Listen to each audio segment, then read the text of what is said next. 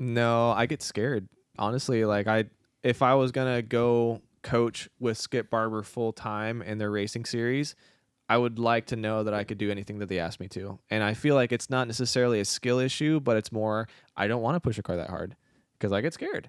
And I don't really have an excuse outside of it just makes me nervous, and I think I need more time in it. I need more time getting to know cars at that level, but at least right now I just get nervous. Have you ever been scared on a bike?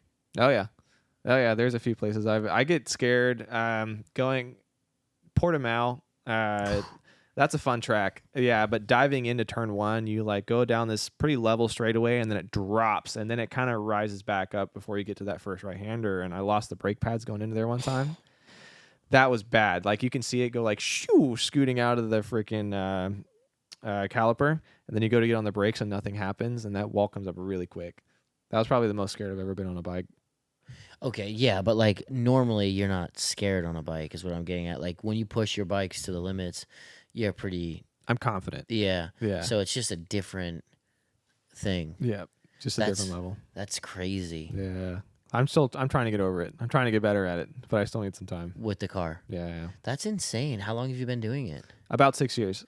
Wow. Yeah, about 6 years. And I've had some really good teachers, had some really, really good drivers show me how to do things and teach me how to do things. And I feel like it's not through a lack of application. Obviously, there's still more that I can do to get better.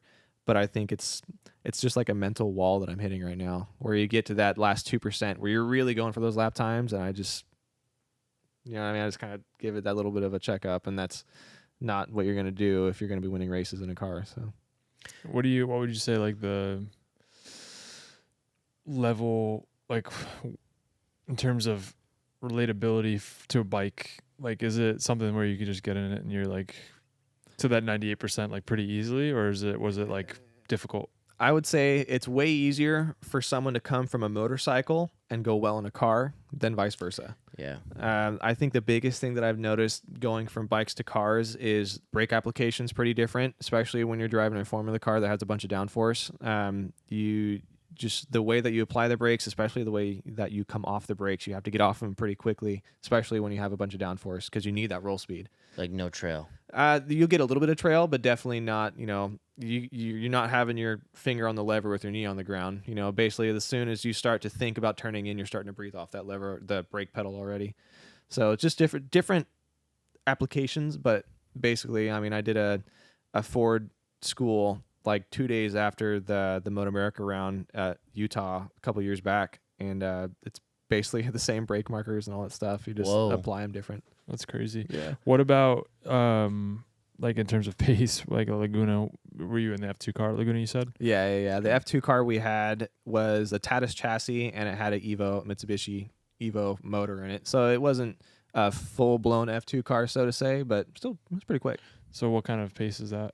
That is, top drivers are doing like 135s, 134 high in a race pace.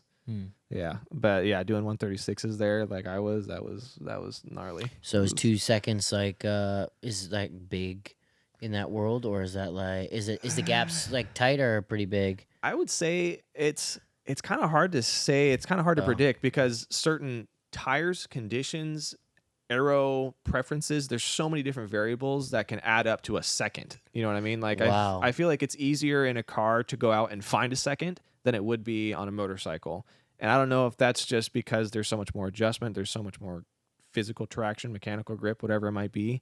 I think it just comes down to at the end when you're at the top level, you're still going to be looking for those tenths, but I just think they're a little bit easier to come by.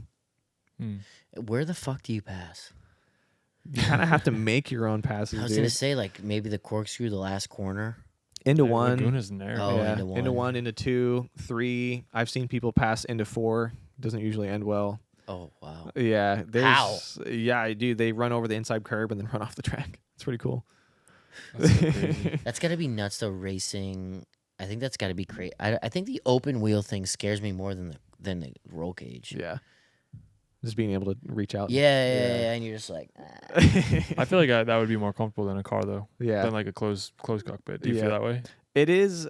Yes, Like closer because to a bike. you kind of have that wind flowing by your face. It's just a really tight cockpit. Like literally, your arms are like squished, and you can only move as much as the steering wheel goes, and that's it. Yeah. So you don't really have that freedom to kind of move. Have you around. crashed one? Maybe. Oh, you have. Not bad. I have put one into a wall, but it wasn't quite catastrophic. It was just kind of like it was actually coming out of turn 4.